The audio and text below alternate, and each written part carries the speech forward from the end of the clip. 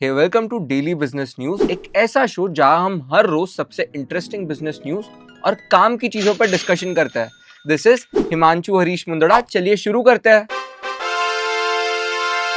पहली न्यूज है, क्या यूएस गवर्नमेंट को एलियंस मिल चुके हैं? क्या इतने सालों से हमसे कुछ छुपाया जा रहा है और क्या अब जाकर वो सच्चाई धीरे धीरे जनता के सामने आ रही है? इस बात को पूरी तरह समझते हैं। रिसेंटली यूएस गवर्नमेंट ने aliens.gov नाम का डोमेन रजिस्टर किया है। हालांकि अभी वेबसाइट ब्लैंक है और रिसेंटली बराक ओबामा ने और ट्रंप ने भी पहले एलियंस के बारे में हिंट तो दी थी। इस बात पर अभी कोई भी क्लैरिफिकेशन नहीं है, क्योंकि अगर ऐसा कुछ था तो सबको पहले से क्यों नहीं बताया, और अगर पहले नहीं बताया तो अब क्यों बताने जा रहे हो? क्या ऐसा तो नहीं कि इस वॉर को जो ट्रंप की वजह से शुरू हुआ है और जिसे अभी ट्रंप क्लेम कर रहे हैं कि वो जीत चुके हैं, उस चीज को कवर अप करने के लिए एक और डिस्ट्रैक्शन ढूंढा जा रहा है? ऑनेस्टली मुझे तो ऐसा ही लगता है, क्योंकि जिसको बताना होता था वो पहले ही बता देता था। आपका इस पे क्या ओपिनियन है, कमेंट करके जरूर बताना। अगली न्यूज ऐसी है जिससे आप मान लोगे कि सबसे बड़ा एलियन तो ये ट्रंप ही है। कहां से आया है भाई ये? आपको मैं भी बताता हूँ और आप शॉक हो जाओगे।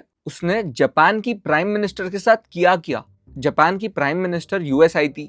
वहां पर मीडिया वाले ने ट्रंप से पूछा कि भाई जापान और यूएस तो एलाई कंट्री है, और अगर आप वॉर करने ही वाले थे तो पहले से जापान को बता देते, एटलीस्ट जापान ऑयल रिजर्व्स बना के रखता। तो अब वो ट्रंप का रिएक्शन देखो, और एक बार उसी रिएक्शन पे जापान की प्राइम मिनिस्टर ने कैसे रिएक्ट किया वो देखो। One question: Why didn't you tell US allies in Europe and Asia, like Japan, about the war before attacking US? So we didn't tell anybody about it because we wanted surprise. Surprise देना था। Who knows better about surprise than Japan? Why didn't you tell me about Pearl Harbor? Pearl Harbor की बात क्यों निकाली? No, you believe in surprise. I think much more so than us. मतलब एक बार देखो आप जापान की प्राइम मिनिस्टर के चेहरे पे ऑकवर्डनेस, भाई कितना ज्यादा अनकंफर्टेबल कर देता है ये। जिन्हें नहीं पता मैं बता दूं पर्ल हार्बर क्या है। 1941 में जापान ने यूएस पर अटैक कर दिया था। हाँ, अभी तो ये बहुत फ्रेंडली कंट्री है, उस टाइम पर नहीं थी। और इसी के बाद वर्ल्ड वॉर 2 में यूएस ने एंट्री ली और इवेंचुअली हिरोशिमा और नागासाकी पर न्यूक्लियर अटैक हुआ। अब इस चीज को आज वापस लाने का कोई मतलब नहीं था। सरप्राइज बोल के जापान की प्राइम मिनिस्टर और पूरे जापान को इंसल्ट करने का कोई मतलब नहीं था, मगर वो ट्रंप है, और ऐसा करने से उसी की जो एलाई कंट्री है उसका भरोसा ट्रंप से उठ जाएगा। हैविंग सेड दैट, मुझे खुद को ये देख के बहुत शौक लगा। बढ़ते आगे अगली न्यूज पे। अगली न्यूज है, धुरंधर 2 के बॉक्स ऑफिस क्रेजी है। कल संडे था, मैं जहां पर था वहां पर हर शो पूरा हाउसफुल था। ऑनेस्टली मैं अब तक मूवी देख नहीं पाया हूँ, मगर मैं बहुत ज्यादा एक्साइटेड हूँ। बॉक्स ऑफिस नंबर्स क्रेजी निकल करके आ रहे हैं। जितना ज्यादा मूवी को क्रिटिसाइज किया जा रहा है उतने ही अच्छे बॉक्स ऑफिस निकल के आ रहे हैं। इवेंचुअली क्रिटिसिज्म ही है जिससे मूवी की मार्केटिंग हो रही है। प्लीज आपका इस पूरे सीन पे क्या ओपिनियन है मुझे कमेंट करके बताना, और जिन्होंने मूवी देखी है वो कमेंट करना कि आपका मूवी पे क्या पर्सपेक्टिव है। अगली न्यूज है, क्या यूट्यूबर्स बॉलीवुड पे टेक ओवर कर रहे हैं? क्या यूट्यूबर्स बॉलीवुड एक्टर से ज्यादा अच्छा आरओआई निकाल करके देंगे? ऐसा मैं इसीलिए बोल रहा हूँ क्योंकि रिसेंटली अमेजॉन प्राइम ने क्रिएटर्स के साथ मूवीज अनाउंस करी है। भुवन बाम, आशीष चंचलानी, पूरव झा, ये सब एज अ लीड मूवी में काम कर रहा है। देखो यार, मोस्टली सबको पता है कि बॉलीवुड में सिर्फ 5-6 एक्टर्स ही ऐसे हैं जिनके नाम पर मूवी चलती है।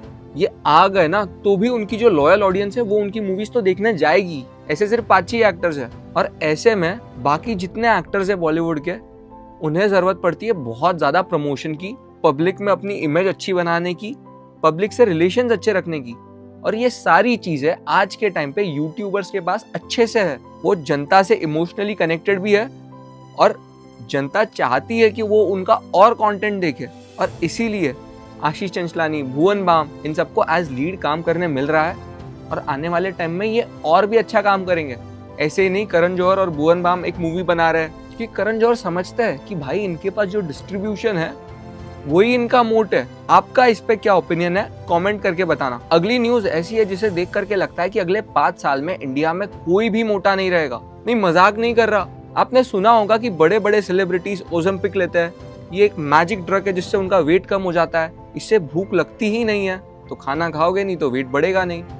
हाँ, बस वही ड्रग। ये ओज़ेम्पिक में एक ड्रग होता है सेमाग्लूटाइड। इस पर जो पेटेंट था कंपनी का वो अब एक्सपायर हो गया है। ये तो ठीक है, लेकिन जैसे ही एक्सपायर हो गया, इंडिया में ऑलमोस्ट 50 ऐसी कंपनीज है जो वही ड्रग्स अब सस्ते में बना करके बेचेगी। कितने में बेचेगी? ऑलमोस्ट 300 रुपए पर वीक पे वो ड्रग अभी अवेलेबल होगा।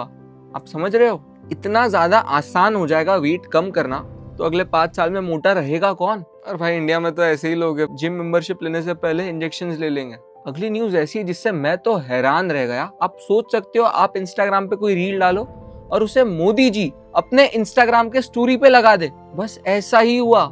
ये क्रिएटर है, इन्होंने एक फनी रील बनाई जिसमें बताया कि भाई मेरे पापा और उनके एज के लोगों में मोदी जी का इतना क्रेज है कि मोदी जी जो बोलेंगे वो सुनेंगे। इस पर एक फनी वीडियो उन्होंने बनाई और उसी वीडियो में इस क्रिएटर ने अर्ज किया कि भाई मोदी जी आप भी मेरे पापा को बोलो शुगर इंटेक कम करने के लिए। तो मोदी जी ने उस रील को अपनी स्टोरी पर लगा करके सच में बोल दिया कि भाई शुगर इंटेक कम करो। आप समझ रहे हो? अगली न्यूज है आम के बारे में। क्या आप आम खरीदोगे या आम का झाड़ खरीदोगे? तो रिसेंटली एक स्टार्टअप आया है, उनका कॉन्सेप्ट ये है कि आप एक सीजन के लिए एक आम के झाड़ को रेंट पर ले लो, उसमें जितने भी आम आएंगे उतने आम आपके घर पे भिजवा देंगे। तो आपको अच्छे क्वालिटी के आम मिलेंगे, ऐसे आम मिलेंगे जिसपे केमिकल्स ना हो। इससे आपका भी फायदा है और उस ब्रांड का भी फायदा है। एकदम अलग और यूनिक कॉन्सेप्ट लेकर के आया है और इंस्टाग्राम पे दर्जनों रील्स बन रही है उनके बारे में, या वो बनाने बोल रहे हैं। बट कॉन्सेप्ट इतना ज्यादा यूनिक है कि हर रील वायरल हो रही है। और ये मुझे न्यूज नहीं बतानी है, मुझे आपसे जानना है कि क्या आप ऐसे किसी भी कॉन्सेप्ट में पैसे दोगे कि आपको बोलेंगे इस पेड़ को इस सीजन के लिए आपको रेंट पे लेना है, रेंट है 10,000 रुपए, तो क्या आप 10,000 दोगे? और उनका क्लेम है कि वो 90 किलो तक आपको आम भिजवाएंगे। अगली न्यूज है, एक ऐसी रिपोर्ट निकल करके आई है कि जितनी भी जॉब जो कि स्क्रीन पे होती है, जिसमें सारा काम होता है कि बस स्क्रीन पे बैठकर कुछ करना है, वो जॉब्स को एआई सबसे पहले रिप्लेस कर देगा। और ऐसे जॉब जिसमें कुछ भी मैनुअल लेबर लगता है, इलेक्ट्रिशियन, प्लम्बर, नर्सेस, ऐसे काम को एआई रिप्लेस फिलहाल तो नहीं कर पाएगा। और वो भी मुझे लगता है तब तक जब तक जिस लेवल पे आज एआई है उस लेवल पे रोबोटिक्स नहीं पहुंच जाता, तभी तक। एक बार एआई और रोबोटिक्स साथ में आ गए तो वो ऑलमोस्ट जितना काम इंसान कर सकते हैं उतना काम वो भी कर सकता है, क्योंकि इंसान भी है क्या, सॉफ्टवेयर हार्डवेयर, और सेम एआई भी है।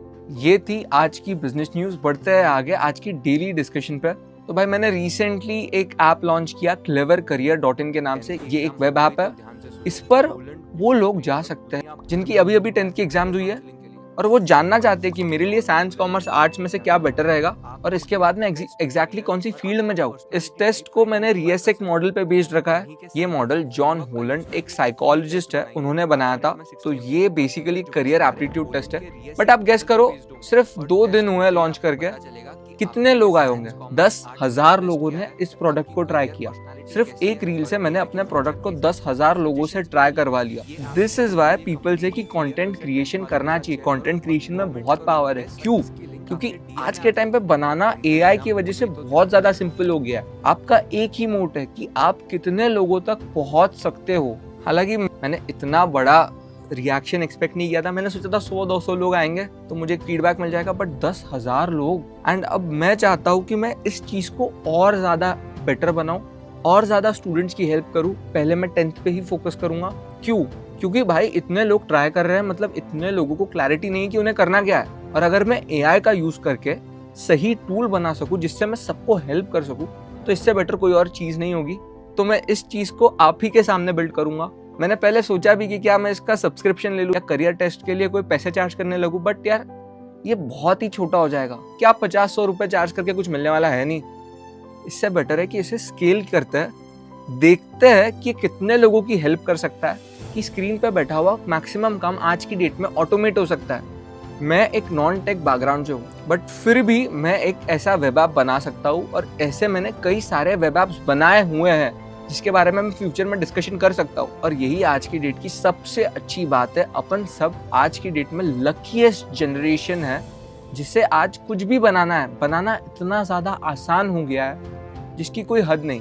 पहले के टाइम पे बनाना भी मुश्किल था, लोगों तक पहुंचना भी मुश्किल था। आज वो दोनों ही आसान हो गया है। आज सिर्फ एक चीज चाहिए, बंदे में कमिटमेंट होनी चाहिए कि भाई मुझे करना है। जिसमें वो है वो हर काम कर सकता है। एनीवेज, आपके पास अगर टाइम है तो 2 मिनट इस टेस्ट को ट्राई कर लेना। मैं लिंक इसकी डिस्क्रिप्शन में डाल दूंगा। अगर ट्राई करते हो तो मुझे फीडबैक देना। फीडबैक आप मुझे कमेंट करके दे सकते हो। मैं डेली बिजनेस न्यूज लाता हूँ। आप मुझे ये भी बता सकते हो कि मैं इस चीज को कैसे बेटर करूँ। यहाँ तक देख रहे हो और लाइक नहीं किया तो भाई क्या ही बोलूँ मैं आपको। लाइक करो, अगर हाइप का बटन आ रहा होगा तो उसे प्रेस करो। कल फिर मिलते हैं बिजनेस न्यूज़ के साथ।